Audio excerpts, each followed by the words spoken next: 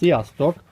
A mai videó leckében arról fogunk beszélni, hogy milyen eszközöket használunk a festészetben, a legfontosabb eszközök. Itt főleg azokról a szerszámokról ejtenék pár szót, amelyekkel konkrétan magát a festésnek a műveletét elvégezzük. Ugye itt az ecsetek, festőkés, paletta, konkrétan ezekre gondolok. Mindjárt a paletta került szóba, akkor itt van ez az eszköz, ami egy ilyen kisebb méretű kézi festőpaletta. Ez ugye látható egy ismert formájú, tehát ez lehet ilyen téglalap formájú, vagy ilyen ovális, ívelt formájú is, ennél nagyobb is, vagy akár még kisebb. Ez az úgynevezett hüvelykű új nyílás található itt, ami arra való, hogy a hüvelykujjunkat ide bedugva egy kényelmes tartást tudunk munka közben elérni vele, és ugye a festékeket ide kinyomva, a különböző színeket, itt a paletta középső részén azokat meg tudjuk keverni. Ezek az úgynevezett kis tálacskák, pedig az úgynevezett paletta szilkék. Ezek meg arra szolgálnak, hogy munka közben a festőszert itt tartsuk, amiben ugye bele lehet mártogatni alkalmanként az ecsetet, és így munka közben tudjuk akár higítani vagy módosítani a festéknek a minőségét vagy állagát.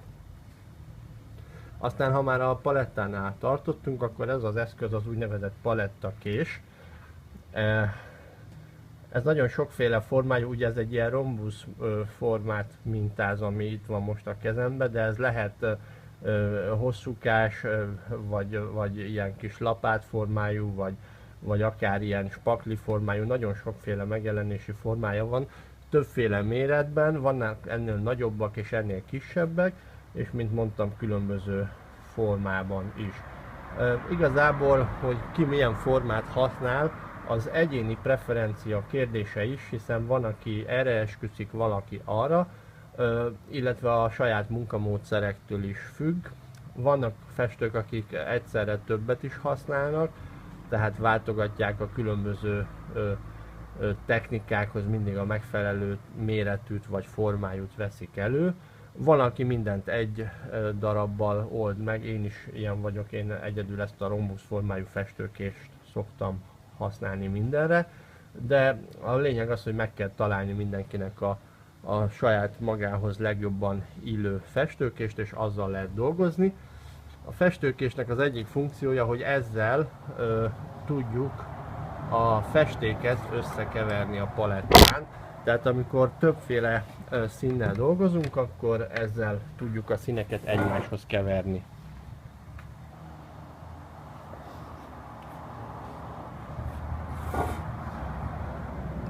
Aztán a palettának a letisztítására is jó, tehát mondjuk el lehet róla távolítani a fölösleges festék egy részét, úgyhogy emiatt hívják palettakésnek is. Tehát a festéket ezzel keverjük össze, ezzel tudjuk a palettát tisztítani. És a harmadik funkciója ennek a festőkésnek, hogy ezzel föl tudunk hordani festéket ilyen kis kőműves lapáthoz hasonló módon a kép alapra, tehát alkotni is tudunk vele, különösen sűrűbb festékekkel tudunk ilyen pasztózus, rusztikus rétegeket fölvinni a festőkéssel, hiszen ez alkalmas arra, hogy vastagabb rétegben sűrű festéket fölvigyünk az alapra, és hát különböző formákat is tudunk vele ott létrehozni, tehát tulajdonképpen mintázni is tudjuk, mintázatokat tudunk létrehozni a festékben ezzel a festőkéssel, majd a később a tanfolyamhoz tartozó festészetet oktató videókon, amikor demonstrálok egy-egy képnek a megfestését, akkor meg fogjuk nézni, hogy hogyan használom például én a festőkést. De az egyik legfontosabb funkciója ez a festésre való alkalmassága, a festék felhordásra való alkalmassága mellett, hogy a palettán ezzel keverjük egymásba a színeket, és mindig a tiszta színbe ezzel a festőkéssel nyúlunk, és akkor így nagyon gyorsan ezt könnyen egy mozdulattal le tudjuk tisztára törölni, egy puha rongyal, tiszta rongyal vagy egy törlőpapírral, és utána a másik színbe már megint a tiszta festőkéssel tudunk belenyúlni, és így nem koszoljuk össze a tiszta színeket, majd ezekről is később beszélünk. Az ecseteknek az osztályozása az sok minden, többféle szempont szerint történik. Lehet az ecseteknek a különleges fizikai megjelenési formái, jellemzői alapján, így például ez az ecset, ez az úgynevezett legyező ecset, ez a formájáról kapta a nevét, mert ilyen legyező alakban formázták meg, vagy olyan tulajdonságai, amire alkalmasak, például ez az ágfestő ecset, ez a vékony, hosszúkás, hegyes szőre miatt különösen alkalmas arra, hogy nagyon vékony, finom vonalakat húzunk vele, tehát például a fák ágaihoz szükséges finom, vékony, kecses vonalakat tudjuk ezzel az ágfestő ecsettel meghúzni, ezért hívják ágfestő ecsetnek, mert erre való. Vagy például az oszlató ecset, ami ugye szintén a széles, puha szőre miatt alkalmas arra, hogy festéket nagyobb felületen egyenletesen szétoszlassunk vele, tehát ezért hívják oszlató ecsetnek. Tehát ez az egyik elnevezési mód, amikor a festékeket arra, hogy mire valók, azt szerint osztályozunk, azt szerint nevezzük el. Aztán a festékeket lehet megkülönböztetni az anyaguk szerint. Ugye ez a lakkozó oszlató ecset, ez látszik, hogy ilyen finom szőre van, és ez ugye műszából készül, vagy itt van ez a kis lapos ecset, ez is műszából készül, nagyon finom, puha, lágy szőre van.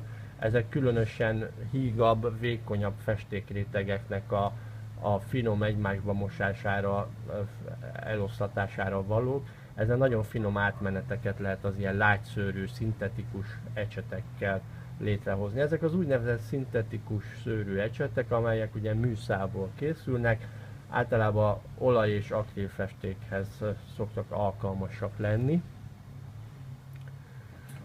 Aztán lehetnek ugye sörte ecsetek, tehát ez például egy sörte ecset, ezen már látszik, hogy egy sokkal merevebb, sprödebb formája van. Az ilyen merevebb ecseteket inkább a sűrűbb anyagoknak a felhordására szoktuk használni.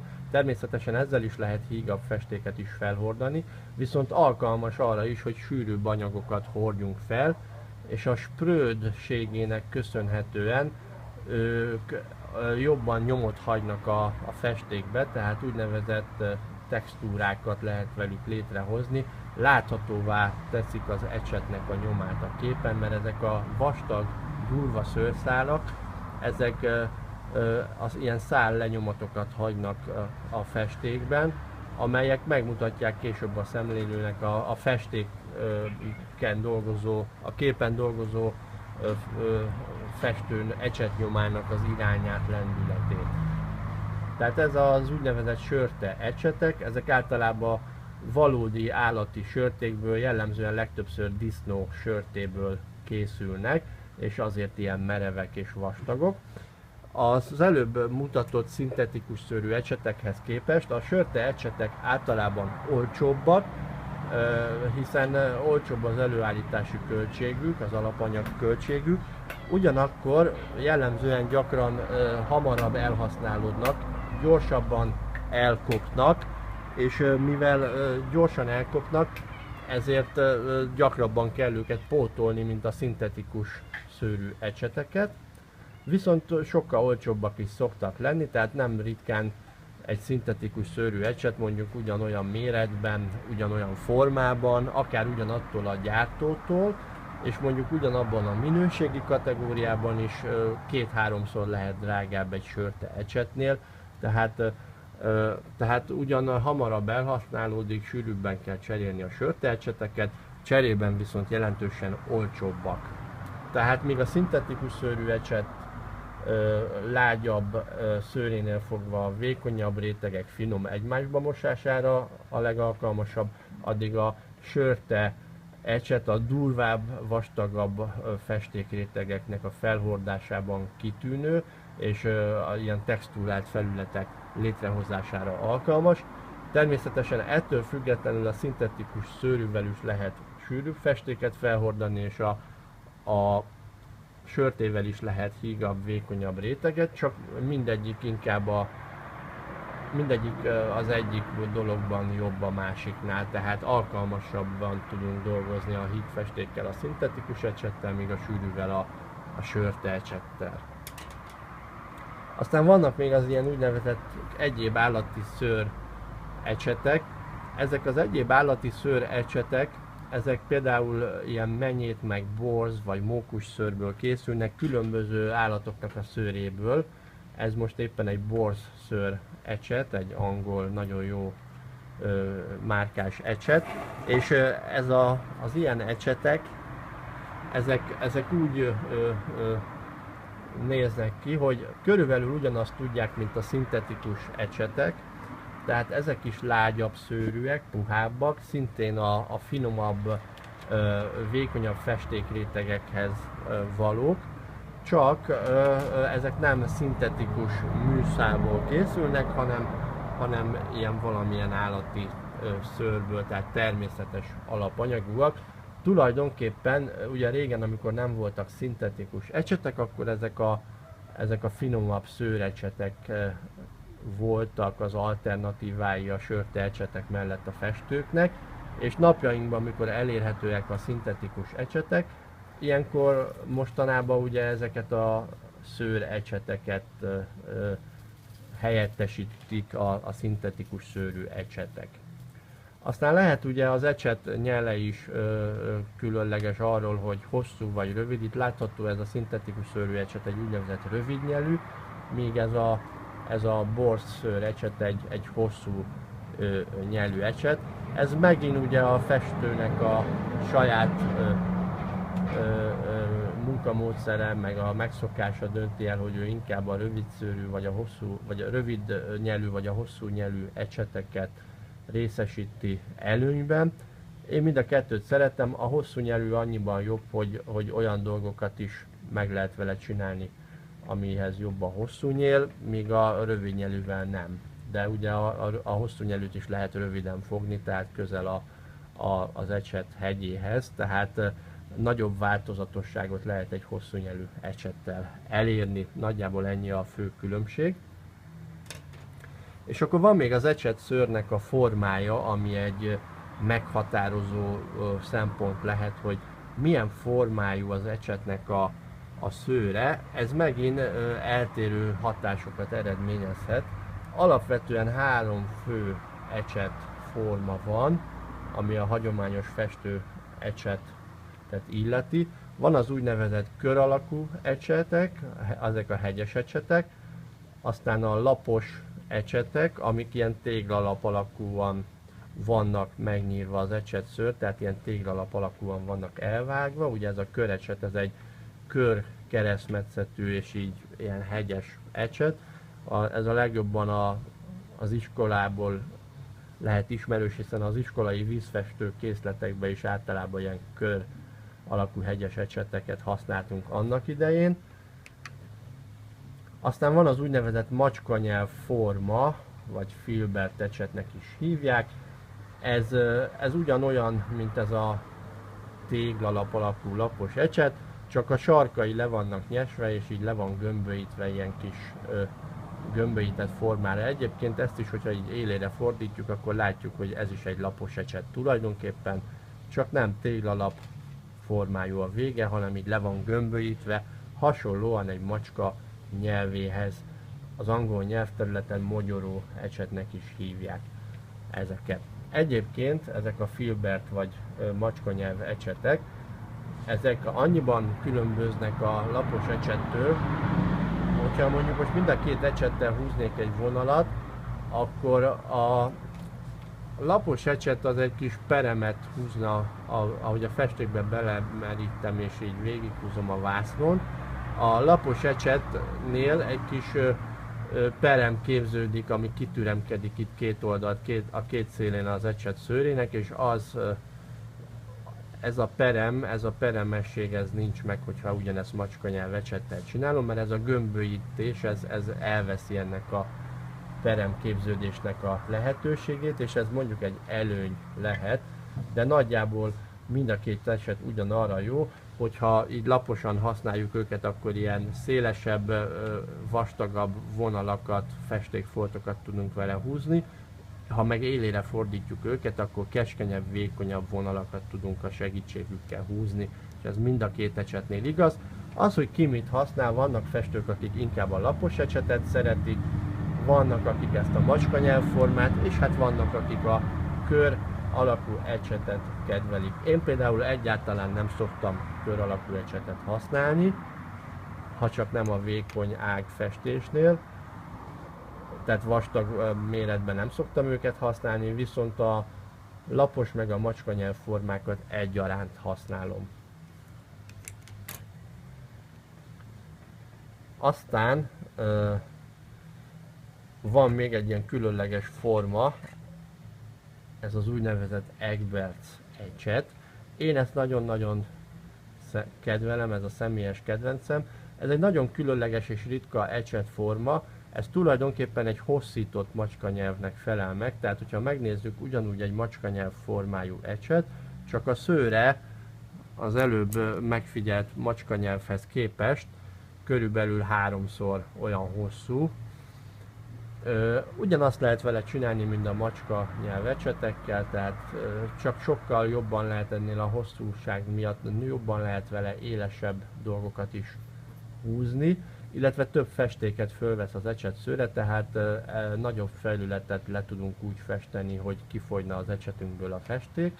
Ezen kívül, ahogy majd kopik, szép lassan el fogja érni a macskanyelv ecsetnek a szőrhosszúságát, míg tehát ez idő alatt a macskanyelv ecsetem ugye tövig fog kopni és használhatatlanná válik, addig, hogyha ez az ecset a felét lekoptatja, még akkor még mindig egy jó hosszú macskanyelv ecsetnek felel meg a hossza, hogyha persze mindig rendszeresen karban van tartva és vigyázva van rá.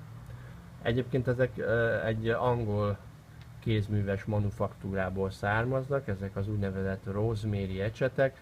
Rosemary egy hölgynek a keresztneve Angliában, aki családi hagyományok szerint manufakturális módszerekkel ilyen kézműves ecseteket készítenek, kitűnő minőségben, nagyon kiemelkedő minőségiek ezek az ecsetek, és viszonylag a minőségükhöz képest nem is drágák szerintem. Szóval érdemes velük egy próbát tenni.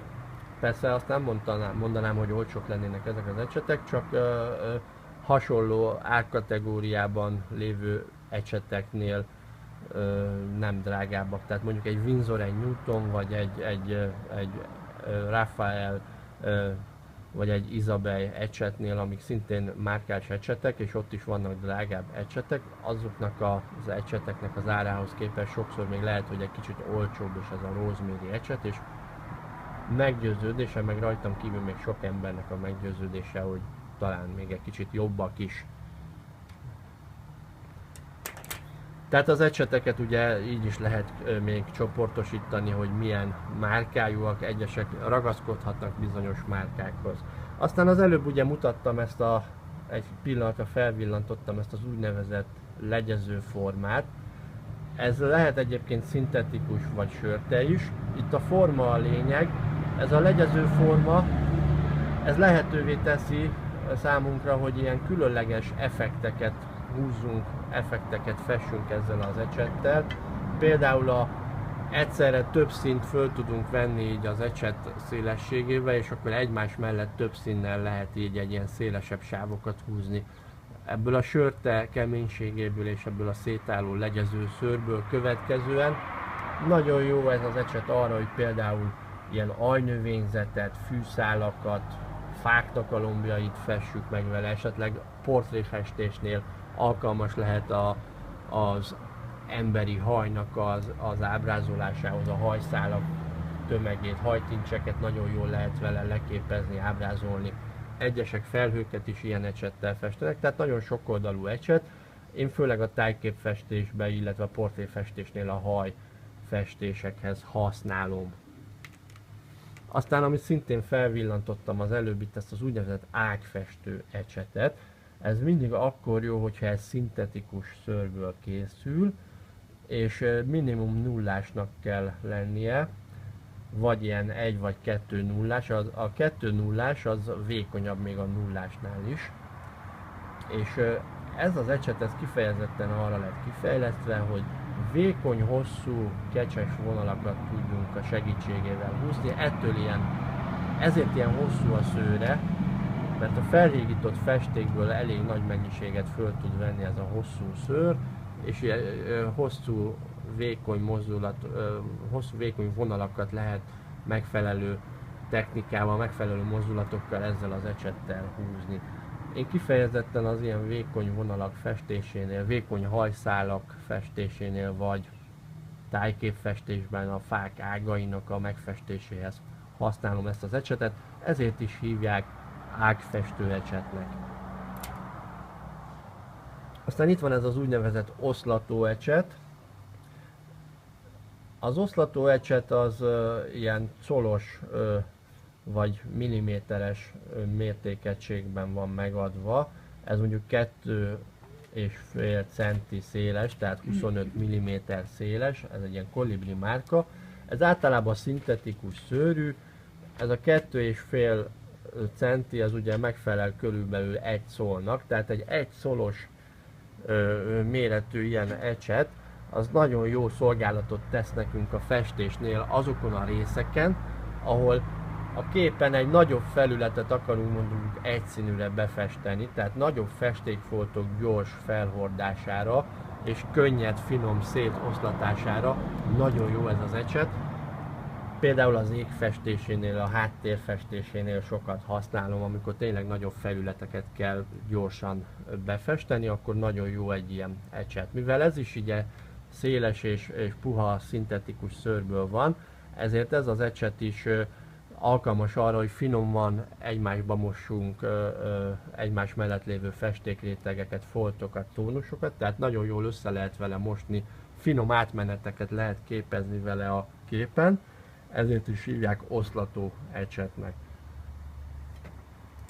Aztán ennek az ecsetnek a nagy testvére, ez egy 4 centis ecset, ez is ugyanúgy ilyen szintetikus szőrből készül, ez is egy lágy ecset, ezt lakkozásra használom. A lakkozó ecsetet soha semmilyen más célra nem használjuk, mindig csak lakkozásra. Ez azért fontos, mert akármennyire kimosunk egy festésre használt ecsetet, az valamennyi festéket azért megőriz magában, tehát mindig marad egy pici festék, egy pici szín az ecset tövébe, amit nem tudunk tökéletesen kimosni, és mondjuk lakkozásnál ugye a lak színtelen, ha lakkozunk, akkor könnyen lehet, hogy a laknak az agresszív, erőteljes oldószere kimossa ezt a színt az ecset tövéből, és így egy kicsit színessé válik a lakkunk, tehát egy nem kívánatos szín kerül rá ilyenkor a lakkal együtt a kép felszínére. Emiatt az a legjobb, hogyha a lakkozásra fenntartunk egy külön ecsetet, amit mindig csak lakkozásra használunk, ugye a lakk az mindig színtelen, ezért garantáltan nem fogja soha semmilyen szín érni az ecset szőrét, így nem kell számolnunk az előbb elhangzott problémával. És a lakkozó ecset az akkor jó, hogyha az is egy ilyen lágy szőrű ecset, amivel szépen finoman, lágyan lehet vékony rétegekben a lakkot felhordani és eloszlatni a kép felszínén.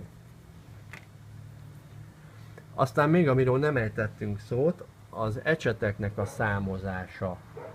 Az előbb itt már megemlítettem ugye, hogy az oszlató ecseteknél colba vagy milliméterbe vagy centiméterbe van megadva, míg a hétköznapi festő ecseteknél általában ilyen pozitív számokban van megadva a méret, és ezek a pozitív számok, hogyha növekednek, és általában mindig kettesével nőnek, tehát így, hogy 2, 4, 6, 8, 10, 12, így jönnek sorba a számok. Ezek ahogy növekednek, úgy lesznek egyre nagyobbak az ecset méretek. Tehát mondjuk egy kettes ecset az kisebb, mint egy 4-es vagy egy 6-os ecset. Ugyanúgy egy 10-es ecset is nagyobb, mint egy 6-os. de nem mindegyik gyár egyformán számozza őket, tehát mindig az ecset számozásban ebben van 3-4 szabvány méret is a piacon.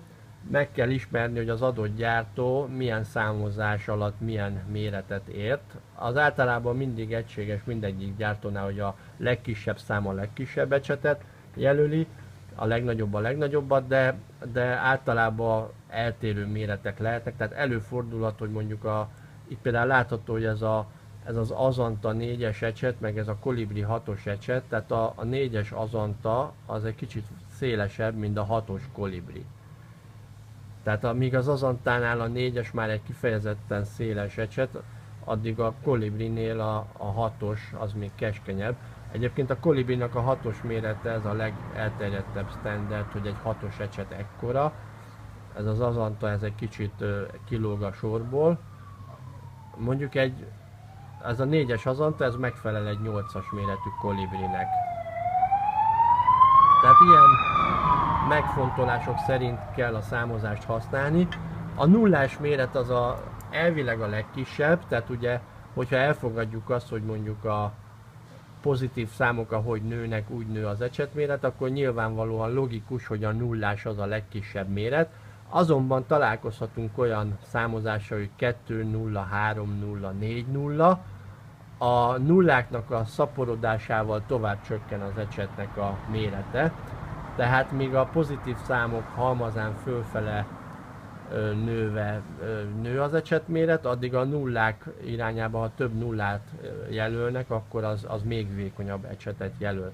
Tehát a vékonyabbat már nem úgy jelölik, hogy -1, -2 vagy -4, hanem úgy jelölik, hogy 2 0, 3 0, 4 0, az egyre vékonyabbat jelent. 4 nullánál nem nagyon van vékonyabb, az is ritka.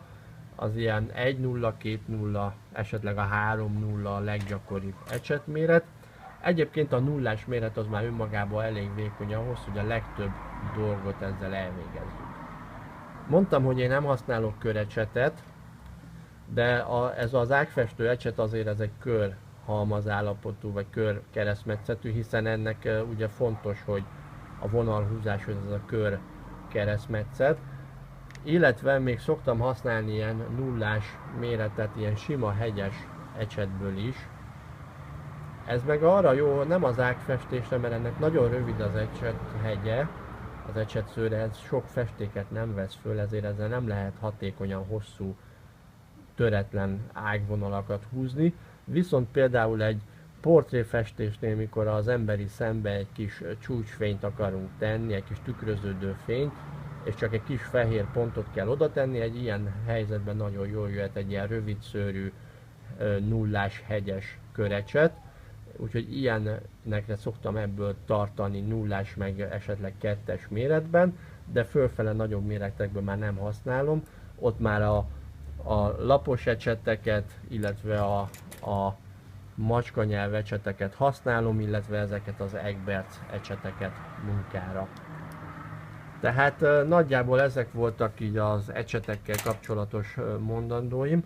Majd később még fogunk látni példákat arra, hogy hogyan használjuk ezeket az ecseteket, milyen különlegességeik vannak. Ezeket majd későbbi leckékben fogjuk megbeszélni, jellemzően majd az adott oktató videóhoz kapcsolódóan. Tehát, hogyha engem kérdeztek, hogy milyen ecsetet érdemes venni, akkor én mindig azt szoktam mondani, hogy kell egy ágfestő ecset, egy nullás méretben, akkor szükséges egy ilyen egyszolos oszlató ecset, egy ilyen szintetikus oszlató ecset, kell általában egy 2-es vagy egy 4-es sörte legyező ecset,